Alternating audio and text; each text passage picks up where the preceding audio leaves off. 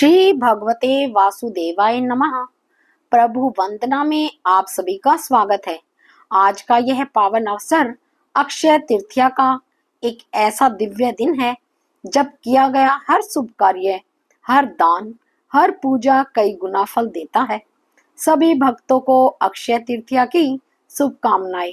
इस बार 19 अप्रैल 2026 को आ रही है अक्षय तृतीया, एक ऐसा विशेष और शुभ दिन जिसको अगर अच्छे से पालन किया जाए तो वह आपको अनंत गुना अक्षय पुण्य फल प्रदान कर सकता है। यह एक ऐसा विशेष दिन है जिस दिन किया गया कोई भी धार्मिक कार्य, तपस्या, नाम जप, दान और पुण्य क्रम अनंत काल तक आपके साथ रहता है, यानी वह अक्षय बन जाता है। जी हाँ, अक्षय तृतीया प्रत्येक वर्ष वैशाख मास के शुक्ल पक्ष की तृतीया तिथि के दिन मनाई जाती है और इस बार 19 अप्रैल को आने वाली अक्षय तृतीया बहुत ज्यादा विशेष है। चलिए आज इस वीडियो में जानते हैं कि अक्षय तृतीया पर कौन से ऐसे 5 कार्य हैं जो आपको अवश्य करने चाहिए, क्योंकि इस बार की अक्षय तृतीया मंगल अवसर के साथ आ रही है, शुभ संयोग के साथ आ रही है। तो चलिए आज के इस वीडियो में विस्तार से जानेंगे कि अक्षय तृतीया पर आखिर क्या करना चाहिए। आइए अक्षय तृतीया पर यह विशेष कार्य अवश्य करें। यह विशेष वीडियो आरंभ करते हैं। अक्षय अर्थात जिसका कभी नाश ना हो, और यह विशेषता इस तृतीया तिथि की है। चाहे वह दान हो, जप हो या भगवान की आराधना, इस दिन किया गया हर एक कार्य हमें ज्यादा फल प्रदान करता है और इसलिए इसे सदा शुभ तिथि भी कहा जाता है। कहते हैं कि सतयुग और त्रेता युग की शुरुआत भी इसी दिन से हुई थी और इसी दिन भगवान परशुराम प्रकट हुए थे। गंगा माता धरती पर उतरी थी और पांडवों को अक्षय पात्र भी मिला था। इसी दिन से मंदिरों में चंदन यात्रा का आरंभ होता है। चंदन यात्रा यानी भीषण गर्मी के समय में भगवान श्री कृष्ण के श्री विग्रहों को चंदन लगाना। इस अक्षय तृतीया पर आपको कौन कौन से 5 कार्य करने हैं। सबसे पहला कार्य है प्रातः काल में स्नान करना, और वो भी ब्रह्म मुहूर्त में। अगर आप ब्रह्म मुहूर्त में नहीं कर सकते तो कम से कम सूर्य उदय से पहले स्नान अवश्य करना चाहिए। वास्तव में प्रातःकालीन स्नान का अर्थ होता है सूर्य उदय से पहले किया गया स्नान, और फिर वैशाख मास में इस प्रातःकालीन स्नान का अत्यंत विशेष महत्व है। स्कंद पुराण में बताया गया है, जो मनुष्य वैशाख मास में प्रतिदिन स्नान करता है, भगवान नारायण की उपासना करता है, वह निश्चित रूप से भगवान शिव की कृपा को प्राप्त करता है और उसमें कोई संदेह नहीं। प्रातःकालीन स्नान मनुष्य को अपनी आध्यात्मिक साधना में सिद्ध होने में सहायक बनाता है। इसलिए कम से कम अक्षय तृतीया के दिन प्रातः काल में उठकर स्नान अवश्य करना चाहिए। अगर आप पवित्र नदियों में स्नान कर सकते हैं तो सबसे अच्छा है। अगर यह संभव नहीं है तो आप अपने स्नान के जल में थोड़ी सी गंगा जल की बूंदें मिलाकर सभी पवित्र नदियों का आह्वान करके भी स्नान कर सकते हैं। दूसरे कार्य जो सबसे महत्वपूर्ण है वह है तुलसी पूजन और सूर्य नारायण को अर्घ्य देना। पद्म पुराण के उत्तराखंड में बताया गया है, सभी मासों में वैशाख मास श्रेष्ठ है। पुण्यवंत सेवाओं में तुलसी की सेवा सर्वोच्च है। जैसे स्नानों में यमुना का स्नान श्रेष्ठ है, वैसे ही सेवाओं में तुलसी सेवा सर्व तीर्थ के समान मानी गई है। वैशाख मास में तुलसी की सेवा विशेष रूप से इसलिए भी की जाती है क्योंकि यह मास स्वयं भगवान विष्णु को अत्यंत प्रिय है और तुलसी देवी उनकी सेविका है। तुलसी पूजन करना यानी भगवान नारायण को संतुष्ट करना।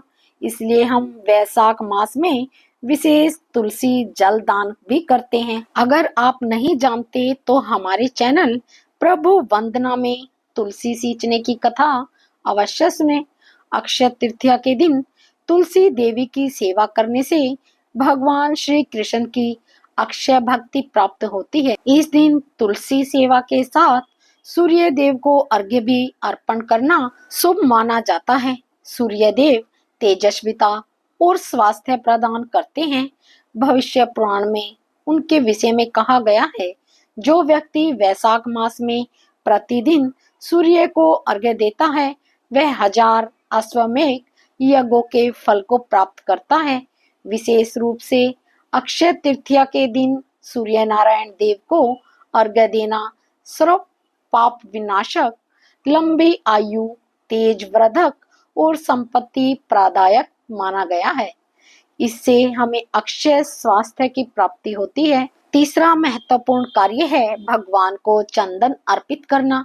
अक्षय तृतीया के दिन चंदन यात्रा आरंभ हो जाती है। जो भक्त वैशाख मास में विशेषकर माधव तिथि यानी अक्षय तृतीया पर भगवान श्री हरि को चंदन जल और पुष्पों से पूजित करता है वह परम गति को प्राप्त करता है।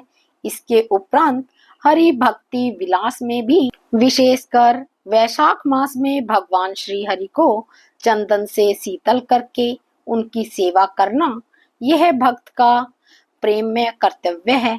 इसलिए प्रत्येक वर्ष वैशाख मास की अक्षय तृतीया से चंदन यात्रा भी प्रारंभ हो जाती है, जो कि लगभग 21 दिन तक चलता है। चौथा महत्वपूर्ण कार्य है हरि नाम का जप करना और अक्षय तृतीया की कथा का श्रवण करना। हरे कृष्णा कृष्णा कृष्णा हरे हरे, हरे राम राम राम हरे हरे।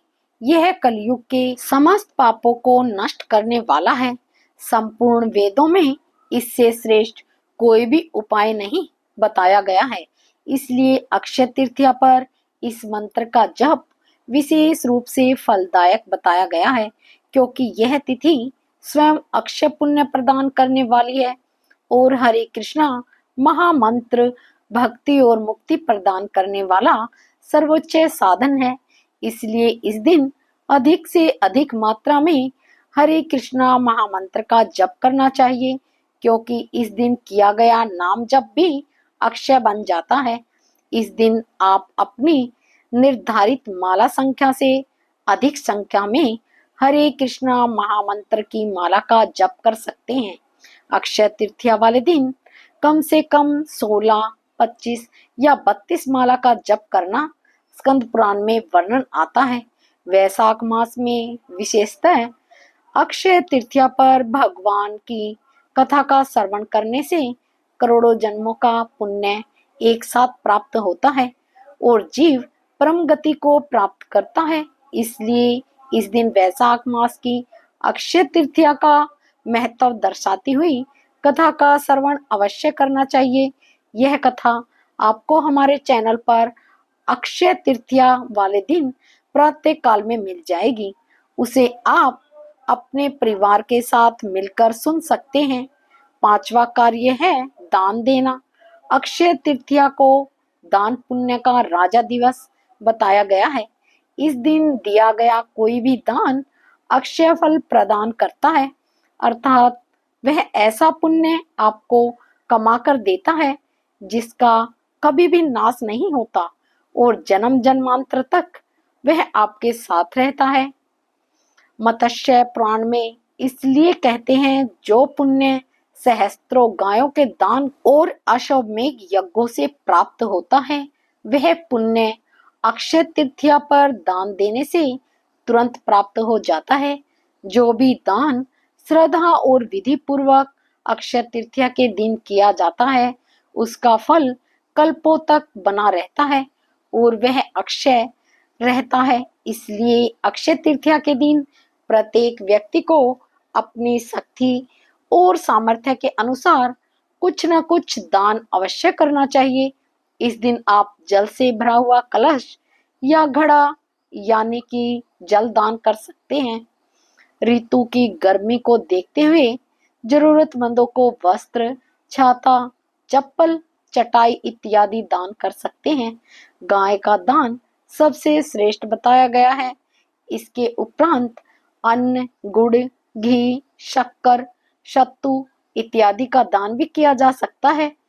धातु, जिसमें विशेष रूप से सोना और चांदी का दान भी श्रेष्ठ है। भगवत गीता, तुलसी का पौधा या फिर कोई भी धार्मिक ग्रंथ का दान दिया जा सकता है, या फिर आप ज्ञान का प्रचार करने के लिए भी दान कर सकते हैं। लेकिन याद रहे, आपके द्वारा दिया गया दान निरअहंकार, निस्वार्थ और भगवत प्रेम से दिया जाना चाहिए, तभी वह अक्षय बनता है। दान देते समय अगर आपके मन में घमंड आ रहा है या फिर अपने आप को ऊंचा समझ रहे हैं, तो यह दान कभी भी अक्षय नहीं बनता। दान देते समय हमेशा देने वाले को घमंड नहीं होना चाहिए, और तभी वह अक्षय पुण्य फल प्रदान करता है।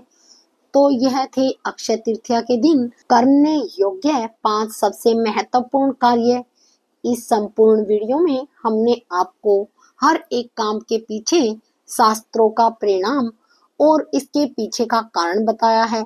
यही है कि हम आपसे यही निवेदन करते हैं कि हमारे चैनल पर बताई गई सभी जानकारियां प्रमाणभूत है और सीधे शास्त्रों से ली गई है। इसलिए ऐसे ही प्रमाणभूत जानकारियों को प्राप्त करने हेतु आपके अपने चैनल प्रभु वंदना को सब्सक्राइब अवश्य कर लीजिए। माता लक्ष्मी और भगवान विष्णु की कृपा आप पर सदैव बनी रहे। धन्यवाद।